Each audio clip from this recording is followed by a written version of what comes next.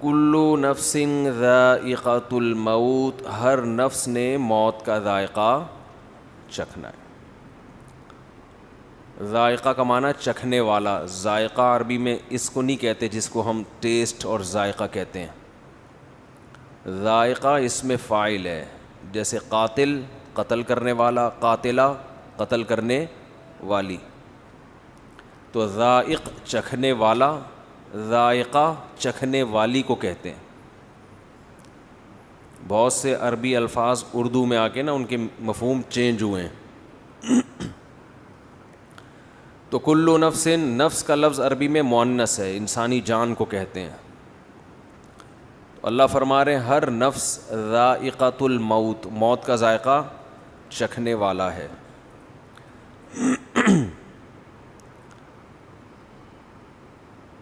تو یہ ایک ایسی خبر ہے جو ہم پہلے سے جانتے ہیں۔ جو چیز پہلے سے پتہ ہوتی ہے کیا وہ بتائی جاتی ہے؟ بولو بھائی، میں ان سے کہوں آپ کے سر پہ ٹوپی ہے، کہیں گے بھائی یہ بتانے کی ضرورت نہیں ہے، مجھے پہلے پتہ ہے، سب کو پتہ ہے میرے سر پہ کیا ہے، بولیں بھائی ٹوپی۔ آپ کی ناک پہ چشمہ ہے۔ اگر میں یہ بیان شروع کر دوں وہ خبریں جو پہلے سے آپ کو معلوم ہیں، تو آپ تھوڑی دیر میں سب بھاگ جائیں گے یہاں کہ بھئی یہاں نماز پڑھنا، بیان سننا چھوڑ دو۔ ان کے سر پہ بال ہیں، ان کے نہیں ہیں، یہ بیٹھے ہوئے،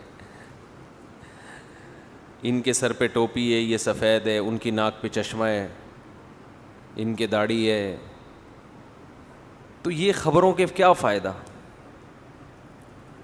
تو اللہ بھی ایک خبر دے رہے ہیں ہر نفس نے موت کا ذائقہ چکھنا ہے، تو اللہ ہی تو ہمیں پہلے سے معلوم ہے۔ اس نالج کی کیا ضرورت ہے؟ یہ ہمیں بتانے کی، بولے نا، کیا ضرورت؟ تو اللہ نے فرمایا دیکھو جب بھی کوئی خبر دی جائے اور جس میں کوئی آرڈر چھپا ہوا ہو تو وہ خبر ہوتی ہے، لیکن اصل میں اس خبر سے خبر مقصد نہیں ہوتی، بلکہ ایک اس کے اندر آرڈر چھپا ہوا ہوتا ہے، اس کی طرف اشارہ کرنا مقصد ہوتا ہے۔ خبر برائے خبر یہ حکیمانہ کلام نہیں ہے۔ میں کہوں ان کے سر پہ ٹوپی ہے، ان کی ناک پہ چشمہ ہے، تو کیا کریں بھائی، ہے تو کیا کریں؟ لیکن میں خبر دیتا ہوں مجھے پیاس لگ رہی ہے، ایک خبر ہے، پشتو میں کہتے ہیں نا خبر اوری کا نا، سنا یہ لفظ؟ خبر سن رہا ہے کہ نہیں سن رہا؟ میں خبر دیتا ہوں مجھے پیاس لگ رہی ہے، فوراً 2-4 بندے اٹھیں گے کولر کی طرف پانی لینے کے لیے۔ ایسا ہوگا کہ نہیں ہوگا؟ اگر نہیں اٹھیں گے تو اس کا مطلب بہت ڈھیٹ ہیں۔ کیا ہیں؟ بہت ڈھیٹ لوگ ہیں۔ ایک بندے کو پیاس لگ رہی ہے، پانی کا انتظام نہیں کرتے۔ گھر میں ابا جب آ کے بیٹھتے ہیں اور کہتے ہیں مجھے پیاس لگ رہی ہے، تو یہ خبر برائے خبر نہیں ہے، اس کے پیچھے آرڈر چھپا ہوا ہے، پانی پلاؤ۔ اب یہ خبر فضول خبر نہیں ہے۔ میں اکثر بیان میں کہتا ہوں آج کل جو شوہر حضرات گھر میں جب داخل ہوتے ہیں تو گھر سے باہر تو اخلاق بہت اچھے ہوتے ہیں، دوستوں کے ساتھ ہنسی مذاق گپ شپ، گھر میں جب داخل ہوتے ہیں ایسا لگتا ہے چنگیز خان نے بغداد پر حملہ کیا ہے۔ یہی ہے نا اسٹائل۔ گھر میں آتے ہی کیا کہتے ہیں؟ مجھے بھوک لگ رہی ہے۔ گھر والوں سے کیا کہتے ہیں؟ مجھے، یہ تو نیوز ہے نا، یہ سما پہ چلنی چاہیے یہ پٹی، کہ آپ کو کیا لگ رہی ہے؟ بھوک لگ رہی ہے، خبر ہے۔ تو لیکن یہ خبر برائے خبر نہیں ہوتی، اس کا مطلب ہوتا ہے کھانا فوراً چاہیے، یہ آرڈر ہے کھانا لگا دو۔ اس خبر میں کیا چھپا ہوا ہے؟ بولو نا یار، کیا ہو گیا؟ آرڈر چھپا ہوا ہے، کھانا لگا دو، بھوک لگ رہی ہے، یہ خبر ہے۔ اس کے اندر ایک آرڈر خبر نہیں ہوتا۔ خبر کی ڈیفینیشن یہ ہے کہ جب وہ جملہ مکمل ہو تو اس کو سچا یا جھوٹا کہا جا سکے۔ خبر سچی بھی ہوتی ہے اور جھوٹی بھی. آرڈر سچا جھوٹا نہیں ہوتا. پانی پلاؤ تو یہ کوئی سچ اور جھوٹ سے تھوڑی تعلق ہے اس کا, یہ تو ایک آرڈر ہے. تو آپ جب گھر میں داخل ہوتے ہیں اور کہتے ہیں مجھے بھوک لگ رہی ہے, اس کا مطلب چنگیز خان بہت غصے میں ہے. اگر اس کو اس وقت کھانا نہیں ملا تو یہ بیوی بچوں کو بھی کھا سکتا ہے. بہت سے لوگ کھا گئے ہیں, ٹینشن دے دے کے کھا گئے ہیں. اب یہ خبر فضول خبر نہیں ہوگی کہ قرآن جب کوئی خبر دیتا ہے تو خبر برائے خبر مقصد نہیں ہوتی, اس میں کوئی آرڈر چھپا ہوا ہوتا ہے. کیونکہ قرآن بلاغت کی کتاب ہے, اس میں فضول اور لغو بات ایک بھی نہیں ہے. تو ہمیں اس سے سبق بھی ملتا ہے کہ ہمیں بھی چاہیے کوئی بھی جب بات کریں تو اس میں کوئی پیغام چھپا ہوا ہو. اگر اس کے اندر کوئی پیغام نہیں ہے تو وہ خام خواہ کی فضول بات ہے. بعض دفعہ پیغام اظہار محبت بھی ہوتا ہے, آپ کسی سے خام خواہ کی گپ شپ لگا رہے ہوتے ہو, مقصد اس کو مانوس کرنا ہے, تو یہ بھی ایک پیغام ہے نا. یہ اس لیے کہ بعض لوگ بیان سن کے زیادہ صوفی بن جاتے ہیں. وہ کسی بھی دوست سے پوچھ رہے ہو, وہ ویسے ہی پوچھ رہے کیسی طبیعت ہے, تو بھائی مفتی صاحب نے کہا کوئی بھی ایسی بات نہ پوچھو جس کا عملی زندگی سے کوئی فائدہ نہیں ہے. تو طبیعت پوچھ کے آپ کو کیا کیا علاج کرانا ہے, آپ نے مجھے پیسے دینے ہیں, یہ کورونا کا ٹیسٹ کروانا ہے آپ نے. لوگوں پہ مسالہ بھی زیادہ چڑھ جاتا.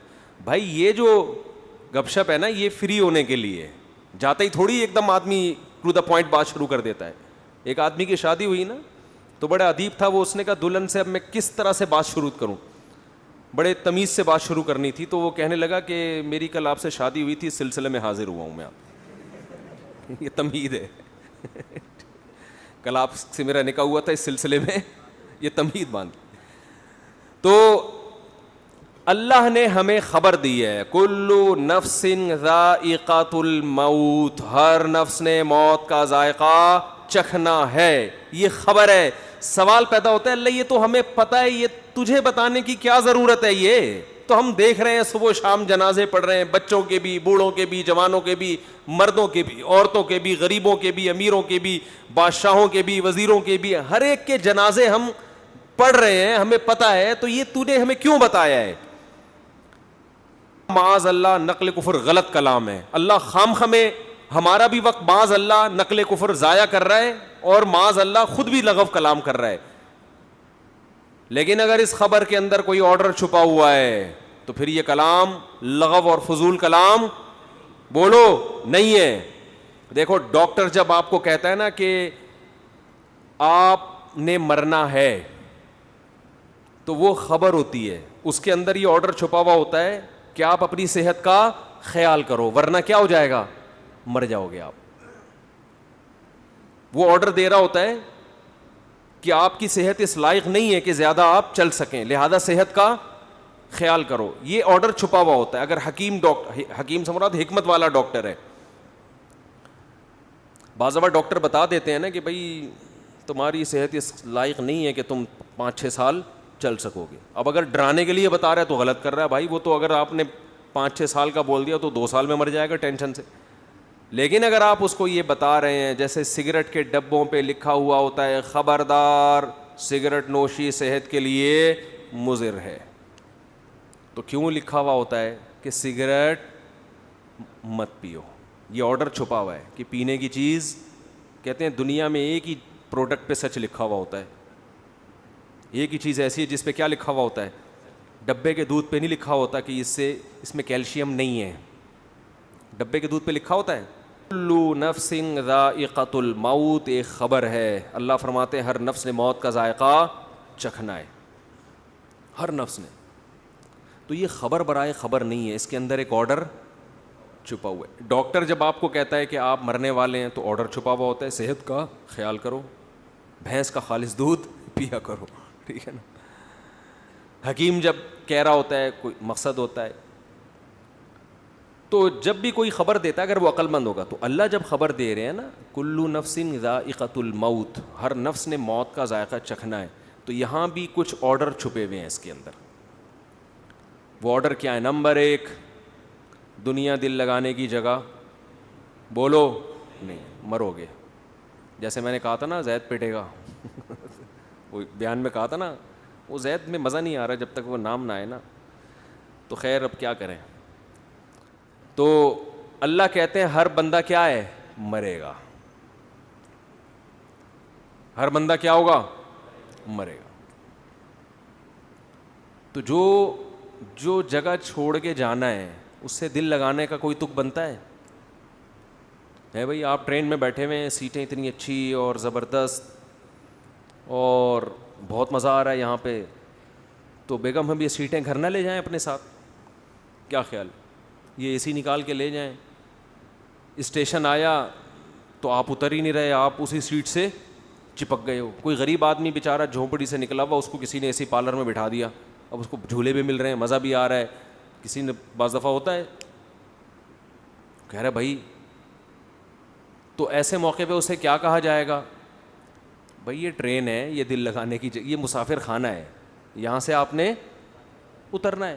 تو ایک آرڈر تو یہ چھپا ہوا ہے کہ دنیا دل لگانے کی جگہ بولو نہیں. لیکن یہ بات سمجھ میں نہیں آتی, جیسے کرونا جب تک خود نہ ہونا اس وقت تک سمجھ میں, خود کو نہ ہو جائے اس وقت تک نہ SOPs پر انسان عمل کرتا ہے, نہ اس کی سمجھ میں آتا ہے. وہ یہودیوں کی سازش ہی سمجھتا رہتا ہے, سمجھتے سمجھتے بالآخر سانس اکھڑتا ہے, پھر چیختا ہے آخر میں نہیں بھائی سازش وازش, یہ واقعی بیماری ہے. ہم نے بہت سے لوگ ایسے دیکھے ہیں, سمجھا کے تھک گئے تھے, نہیں مان رہے تھے. تو جب کرونا کا اٹیک ہوتا ہے نا, تو پھر انسان کہتا ہے یہ والی علامتیں تو آج سے پہلے مجھ میں کبھی پائی نہیں گئی تھی. ایک صاحب تھے بہت الجھتے تھے مجھ سے, میں ان کو بتاتا بھائی یہ بیماری ہے, وہ نہیں مانتے تھے. پھر جب ان کو ہوا نا, پھر ان کا یہ ملفوظ ہے کہ کرونا ایک ایسی بیماری ہے جب تک خود نہ ہو انسان اس پر ایمان نہیں لاتا. تو میرے بھائی موت بھی ایک ایسی حقیقت ہے, مانتے ہیں زبان سے بولتے ہیں, دل سے نہیں مانتے. جب تک موت کا فرشتہ نظر نہیں آتا, سانسیں اکھڑنا شروع نہیں ہوتی, اس وقت تک کھوپڑی کام انسان کی نہیں کرتی. وہ مر گیا, فلاں مر گیا, اس کا ماموں مر گیا, اس کا چاچا مر گیا, اس کی پھوپھی مر گئی, اس کی خالہ اتنی خبریں بچپن سے سنتے آ رہے ہیں. بھائی وہ مرا ہے نا, میں تھوڑی, ابے تو بھی تو کسی کا پھپھا ہے, تو بھی تو کسی کی خالہ ہے, تو بھی تو کسی کا بھتیجا ہے, تو بھی تو کسی کا ابا ہے, تو بھی تو کسی کا دادا ہے, تو بھی تو کسی کا نانا ہے. جب تیرے ابا مر سکتے ہیں, تیرے نانا مر سکتے ہیں, تیری نانی مر سکتی ہیں, تیری دادی مر سکتی ہیں, تیری خالہ مر سکتی ہیں, تیری پھپھو مر سکتی ہیں, تو بھی تو کئی لوگوں کا یہ ہے. اوپر سے بولے گا موت برحق ہے, دل میں ہوگا میں نہیں مروں گا. اگر دل میں یہ ہوتا کہ میں مروں گا تو دنیا چھننے پہ روتا کیوں پھر؟ اتنا رو رہے ہیں, اتنا رو رہے ہیں, ہائے ہائے ہائے ہائے, جس سے ملو ہائے ہائے ہائے, ٹینشن لے کے بیٹھا ہوا ہے. اگر آپ کو کوئی بتا دے کہ آپ تھوڑے دنوں میں مر جاؤ گے, پھر آپ کو پلاٹ کی ٹینشن ہوگی؟ بولو کہ یار میرا کوئی پلاٹ نہیں ہے, میرا کوئی گھر نہیں ہے, میری کوئی گاڑی نہیں ہے, میری شادی نہیں ہوئی. ٹھیک ہے, ٹینشن ہوگی. بولتے کیوں نہیں؟ کیونکہ یہ بھی آج کل بیان سن کے لوگوں کو ٹینشن ہے کہ ہو کیوں نہیں رہی, یہ تو چار کی ترغیب دے رہے ہیں, ہماری ایک نہیں ہو رہی. ٹینشن پھر میرے پاس آ جاتے ہیں. اب تو جو مجھ سے ملنے کے لیے آتے ہیں میں وہیں روک کے بولتا ہوں شادی کے لیے تو نہیں آ رہا بھائی, وہیں سے یو ٹرن پکڑ لو, میں رشتے نہیں کراتا بھائی. تو کہہ رہے ہو تو ایک بھی نہیں ہو رہی ہماری. بھائی آپ کوشش کرو, ہو گئی ٹھیک ہے, نہیں ہو تو ہو کے بھی وہیں قبر میں جاؤ گے, نہیں ہو کے بھی مرا کے سب کیا ہے, ختم, فنش. یہ بھائی یہیں کے کھیل ہیں. جب ہیں تو پھر یہیں کے ہیں, تو پھر میں اتنی اہمیت سے بیان کیوں کرتا ہوں؟ اس کی اور وجوہات ہیں, وہ بھی ٹاپک میں لے کے نہیں چلوں گا, اس کی وہ مذہب کا حصہ ہے اس لیے بیان کرتا ہوں. میں آخرت کی تیاری کے لیے اس ٹاپک پر بیان بھی ضروری, اس پر عمل بھی ضروری ہے, یہ اس وجہ سے کرتا ہوں. تو موت کی باتیں تو کبھی کبھار کر لیتے ہیں, ہاں جی موت تو برحق ہے, لیکن عمل سے ایسا لگتا ہے یہ مرنے کے لیے تیار, بولو نہیں, بالکل بھی نہیں ہے تیار. نہ مرد مرنے کے لیے تیار ہے اور نہ خواتین. دوسرا, کچھ حقیقتیں ایسی ہیں جن سے ہم ایسی نظریں چرا کے بیٹھے ہوئے ہیں, جیسے سامنے گڑا ہو, کھڈا ہو, اور آپ بول رہے ہو کہ نہیں میں چلتا رہوں گا, کوئی گڑا نہیں ہے سامنے, گٹر کا ڈھکن کھلا ہوا ہے, آپ اسی اسپیڈ سے اسی طرف جا رہے ہو. اگلا کہہ رہا ہے بھائی یہ گٹر ہے, کھلا ہوا ہے, آپ کو نظر آ رہا ہے, لیکن پھر بھی آپ کی اسپیڈ کم ہونے کا نام نہیں لے رہی. ایسے ہی لوگوں کو قرآن کہتا ہے سمم بکمن عمیون, اندھے ہیں, بہرے ہیں, گونگے ہیں. قرآن جن کو اندھے بہرے اور گونگے کہہ رہے ہیں وہ سچی مچی کے اندھے بہرے گونگے تھوڑی تھے. ان کی تو نظریں 6x6 نظریں لے کے بیٹھے ہوئے تھے, کان سماعت بہت تیز تھی ان کی, سنتے بہت تھے, بولتے بہت تھے. ان کو قرآن کیا کہہ رہے ہیں؟ اندھے ہیں, بہرے ہیں اور گونگے ہیں, نہ حق بول سکتے ہیں, نہ حق سنتے ہیں اور نہ حق دیکھتے ہیں. یہ انہی کے بارے میں کہا ہے جو موت کو مانتے ہیں لیکن عمل سے لگ رہا ہے کہ یہ تیار نہیں ہے اس کے لیے. ایسے ایسے واقعات سامنے آتے ہیں, انسان کانوں میں انگلیاں ڈال لیتے ہیں کہ بھائی یہ مت سناؤ ہمیں. یتیم کا مال کھانا, قرآن کہہ رہے آگ کے انگارے ہیں. باپ مر گیا نا, یتیم بچہ ہے, تو قرآن کیا کہہ رہے, کیا کھا رہے ہو؟ آگ کے انگارے. لوگ کھا رہے ہیں کہ نہیں کھا رہے؟ بولو نا. بہنوں کی وراثت, یتیموں کی وراثت نہیں دے رہے. دیکھو قرآن نے نا مالی معاملات میں بہت وعیدیں بیان کی ہیں. میں نے دیکھا ہے لوگ نماز روزے میں کسی حد تک آ جاتے ہیں پیسوں میں, کیونکہ آخرت کو بھول گئے. نماز سے دنیا نہیں جاتی نا بھائی, نماز پڑھنے سے دنیا کا کوئی نقصان نہیں ہو رہا, تھوڑا ٹائم نکال کے مجاہدہ کرنا پڑتا ہے. پیسوں کے معاملات میں آپ کی دکان بند ہوتی ہے, نماز میں تو 10 منٹ کے لیے دکان بند کرنی پڑے گی نا, کوئی بڑا نقصان تو نہیں ہے.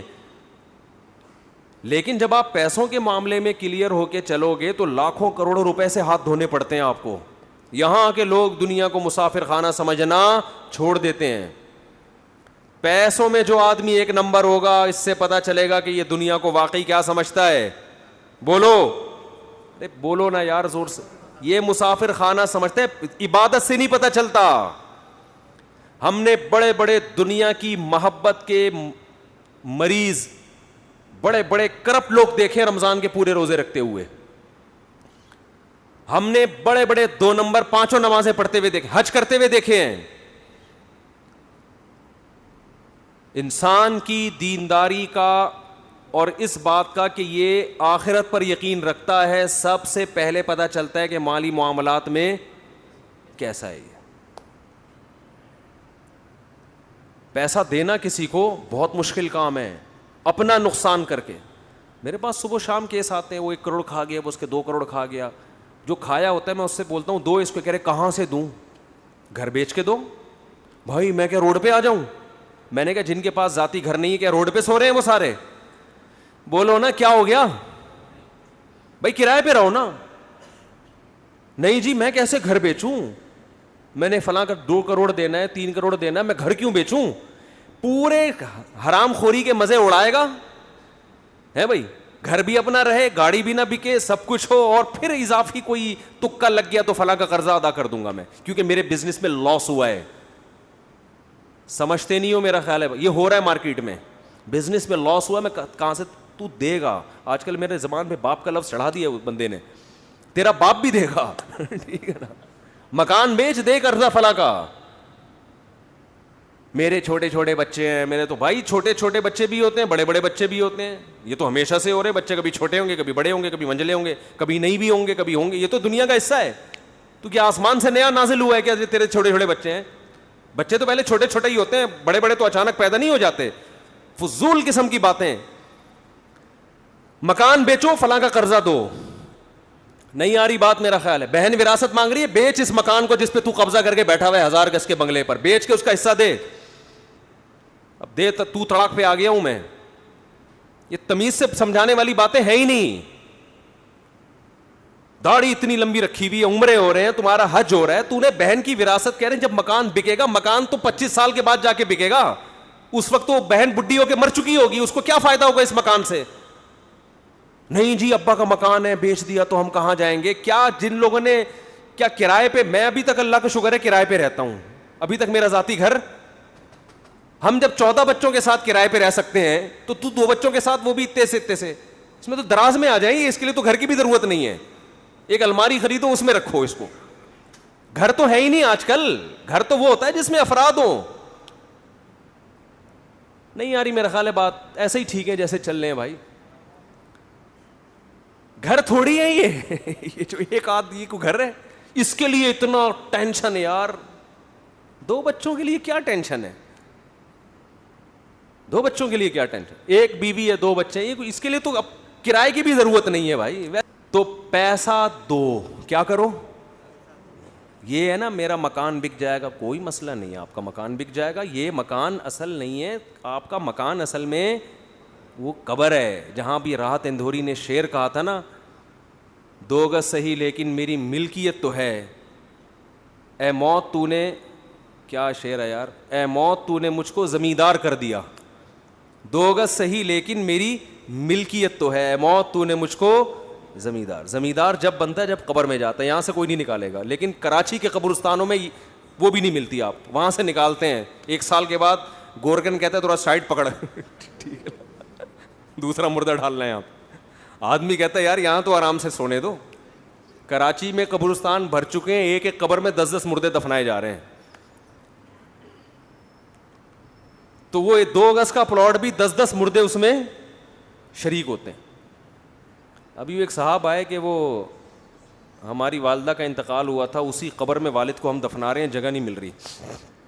میں نے کہا اپنی ذمہ داری پہ دفناؤ بھائی. اب مجھے نہیں پتا آپ کے ابا اماں کے تعلقات کیسے تھے. ہاں ایسا نہ ہو کہ ہاں سوری ابا کا انتقال ہوا تو اسی میں اماں کو دفنا رہے ہیں. میں نے کہا ایسا نہ ہو قیامت کے دن ابا بولے یار یہاں تو مجھے تھوڑا سا انجوائے کرنے دیتے، لیکن اگر اچھے تعلقات ہیں پھر تو ٹھیک ہے. تو میں نے کہا دفنا سکتے ہیں، اتنا عرصہ اگر گزر گیا، لیکن باقی آپ کے ابا اماں کے تعلقات کیسے تھے یا ابا جانے بولو آپ جانے. احتیاط اسی میں ہے کہ فاصلہ رکھا جائے.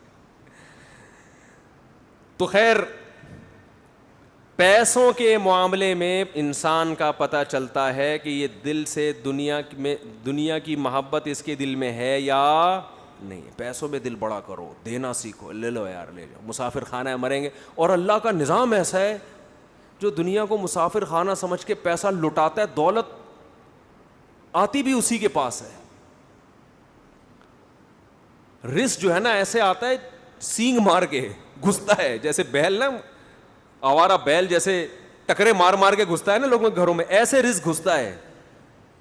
لیکن اللہ پہلے آزماتے ہیں کہ تو مجھ پہ اعتماد کرتا بھی ہے کہ نہیں کرتا. دینا سیکھو، کسی کا حق اپنی جیب میں مت رکھو. اور دیکھو مالی معاملات میں اللہ نے ایک اور حکم دیا ہے بہت اہم. اچھا لوگ یہ بھی دیکھ رہے ہوتے ہیں فلاں کو ضرور، میں اپنا 2 کروڑ کا مکان بیچوں گا تو فلاں کو ضرورت کیا ہے، وہ تو اتنا کھاتا پیتا آدمی ہے. او بھائی جان جب کسی کا پیسہ آپ کے ذمے ہوتا ہے تو آپ نے دینا ہے اس کو، وہ چاہے زرداری کیوں نہ ہو، ٹھیک ہے نا. اس کو ضرورت ہے یہ نہیں ہے شریعت میں، آپ نے دینا ہے.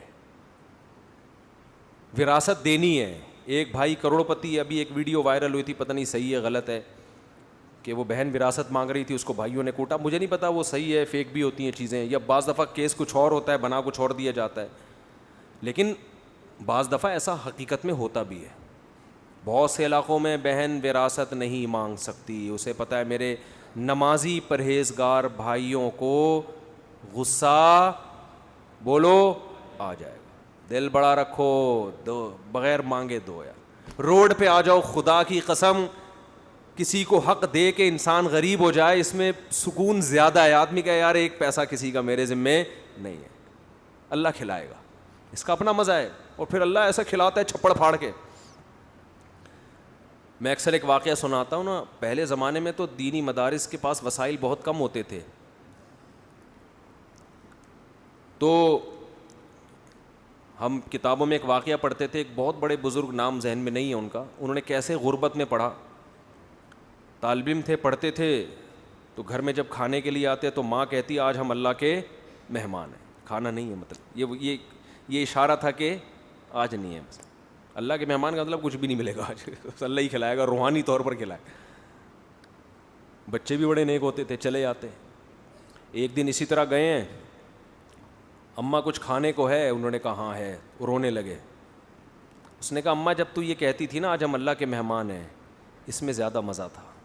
اس بھوک کو کس کے لیے برداشت کیا جا رہا ہے؟ اللہ کے لیے. اس کا اپنا مزہ ہے. امام احمد ابن حنبل رحمہ اللہ تعالی، جو امام بخاری کے استاذ ہیں، وہ کہتے ہیں ایک آدمی شادی شدہ بچوں والا جب وہ غربت سے پریشان ہوتا ہے، اپنے بیوی بچوں کی طرف دیکھتا ہے اور اس کے پاس وسائل نہیں ہیں، اور اللہ کے سامنے گڑ گڑاتا ہے اللہ کو اس شخص سے محبت اس عبادت گزار سے کئی گنا زیادہ ہوتی ہے جو ہر وقت مسجد میں بیٹھ کے اللہ اللہ کرتا ہے. سمجھتے نہیں ہو؟ ایک آدمی جو 24 گھنٹے اللہ کی عبادت کر رہا ہے اور ایک وہ جو اللہ کی مخلوق میں لگا ہوا ہے اور وسائل نہ ہونے کی وجہ سے اللہ سے دعائیں مانگتا ہے کہ اللہ ان کی خاطر مجھے روزی دے. جس کی آل اولاد ہو وہ تو پریشانی میں پھرتا ہے نا. کنواروں کو کیا ہے, ان کو تو گٹکے کے پیسے چاہیے بس. جو بال بچے والے لوگ ہیں ان کو ٹینشن ہوتی ہے نا, ان کو کھلانا ہے پلانا ہے.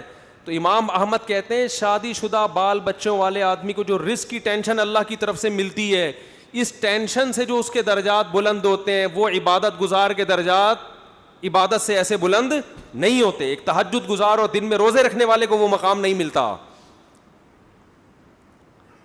تو اللہ پہ اعتماد, اللہ پہ توکل, اللہ کے لیے ٹینشن اٹھانا یہ بہت بڑی عبادت ہے. یہ عبادت کیوں ہے کہ اس ٹینشن میں بھی اس کے قدم حرام کی طرف نہیں جا. نہ یہ نسل روک رہا ہے, نسل روکنا بھی جائز نہیں ہے غربت کے خوف سے کہ کھلاؤں گا کہاں سے. اس میں اللہ پہ توکل واجب ہے کہ جس اللہ نے مجھے کھلایا ان کو بھی کھلائے گا. کسی کو کم دے گا, کسی کو زیادہ دے گا, کوئی بات نہیں, اللہ کا نظام ہے.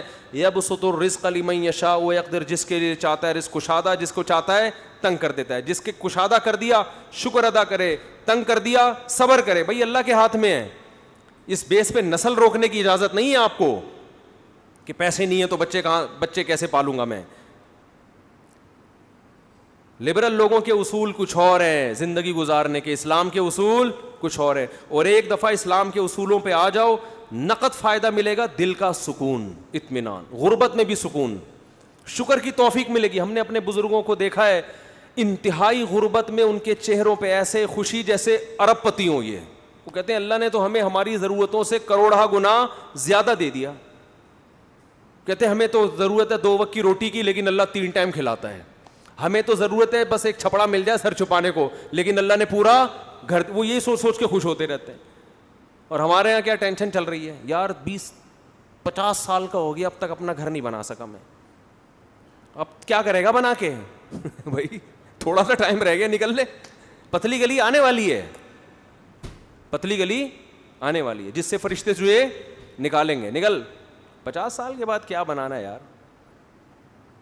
ہاں بچوں کے لیے آدمی کوئی پراپرٹی لے لیتا ہے, مر گیا. اگر اللہ نے بہت وسائل دیے ہیں تو چلو حدیث میں آتا ہے کہ ان کو ایسے لاوارث مت چھوڑ. اگر اللہ نے وسائل دیے ہیں, نہیں دیے تو بولو یار ہم بھی تو کسی کے بچے تھے, جب ہم پل گئے تو یہ بھی پل جائیں گے. ٹینشن تو لینی نہیں ہے نا بھائی. ٹینشن لینا اس کی علامت ہے دل میں دنیا کی محبت ہے. اس دنیا سے چپکے ہوئے ہو ایلفی کی طرح, چھوڑنے کے لیے جو چھوڑے گی یہ بتا دوں. اور دنیا چھوڑتی بھی ہے اور آپ کی مرضی سے بتا کے نہیں چھوڑتی. بھائی یہ بڑا مسئلہ ہے دنیا کے ساتھ. چلو کوئی محبوبہ آپ کو چھوڑ کے جائے, بتا کے جائے بھائی میری فلاں سے سیٹنگ ہو گئی ہے میں جا رہی ہوں, تو آدمی کو تسلی ہوتی ہے یار اب کیا کرو یار, اب ہو گئی سیٹنگ کیا کر. ایک ہوتا ہے ٹائم دیا تھا قائد اعظم کے مزار پہ آنے کا, ہیں آپ امید میں پہنچے کہ یہاں ملاقات ہوگی, لیکن اطلاع آئی کہ کسی اور کو کہیں اور ٹائم دے چکی. یہ دھچکا برداشت کر دے گا انسان.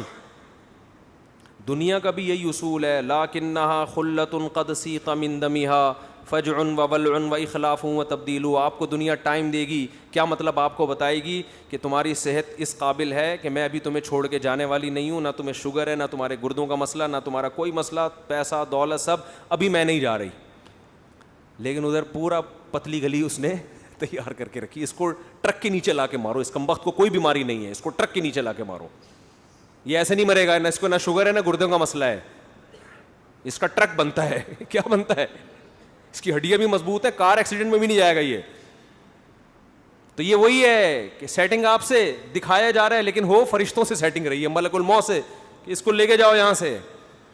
جتنے لوگ مرے ہیں نا ان میں 99% وہ تھے جن کا پہلے سے مرنے کا کوئی پروگرام نہیں تھا. ابھی ایک دوست ہمارے آئے, ان کا 36 سال کا جوان بھائی, اللہ تعالیٰ مغفرت فرمائے, 2 دن ٹائیفائڈ ہوئے اور انتقال ہو گیا. نہ اس سے پہلے کوئی بیماری, اتنی موتیں ہو رہی ہیں, اور کورونا بھی کہہ رہے ہیں نئی شکلوں میں آ رہا ہے. جو انڈیا میں تباہی مچائی تھی وہی, تو اس پہ تھوڑا سا احتیاط بھی کرنی چاہیے. تو وہی بات ہے بھائی, کب تک چھپو گے پیڑوں کی آڑ میں, کبھی تو ملو گے لنڈا بازار میں. تو اللہ اور جو فرشتے ہیں نا, موت کا فرشتہ, وہ بھی ہم سے کہتا ہے بیٹا تو جتنے بھی جم کر لینا, جا کے ویڈیو, سوئمنگ, جم, گھوڑا سواری, شادیاں وادیاں, کب تک چھپے گا پیڑوں کی آڑ میں؟ کبھی تو ملے گا. لنڈا بازار میں طارق روڈ جیسی پینٹیں مل رہی ہوتی ہیں آدھے سے بھی کم ریٹ پر, تو بہت سے لوگ وہاں پہنچتے ہیں, اس پینٹ کو پہن کے کہتے ہیں کہ ہم نے کہاں سے خریدی ہے؟ طارق روڈ سے خریدی. لنڈا بازار ایک ایسی جگہ ہے جہاں ہر آدمی جاتا ہے, پکڑا جا سکتا ہے. تو ایسے ہی میرے بھائی جتنا موت سے بھاگو گے, جتنی صحتیں بناؤ گے, جتنا کوشش کرو گے زندہ رہنے کی, مرے گا. اور کیسے مرے گا کوئی پتہ نہیں ہے. بیٹھے بیٹھے ہمارے ایک جاننے والے کھانا کھایا ادھر ہی گر گئے, کوئی ہارٹ کا پہلے پرابلم نہیں. اتنی موتیں تو ہم نے اپنی زندگی میں دیکھ لی ہیں, لیکن افسوس اس پر ہے کہ ہمیں پھر بھی عبرت حاصل نہیں ہوتی. تو یہ وہی ہے, جب تک ہوتا نہیں ہے نا انسان, گزرتا نہیں اس وقت تک یقین نہیں آتا. عقل مند وہ ہے جو اللہ کی خبروں پہ یقین کر کے پہلے سے تیاری کر لے, ہر وقت تیاری کرے. اس لیے ہمارے علماء کہتے ہیں ہر وقت یہ تصور رکھو ابھی مر گیا تو کیا ہوگا. کیا ساری میں نے وصیتیں کی ہوئی ہیں, سارے میں نے معاملات کلیئر کیے ہوئے, نہیں کیے ہوئے, اس کا مطلب یہ خوش فہمی ہوتا ہے میں ابھی نہیں مروں گا. تو جب مرے گا نا تو اس وقت بھی یہی خوش فہمی ہوگی کہ ابھی میں مروں گا نہیں. اچانک مرتے ہیں لوگ, اور جو تیار نہیں ہے وہ کینسر میں بھی ان کو یقین نہیں ہوتا کہ میں مروں گا. اللہ تعالی ہمیں مرنے سے پہلے موت کی تیاری کی توفیق عطا فرمائے.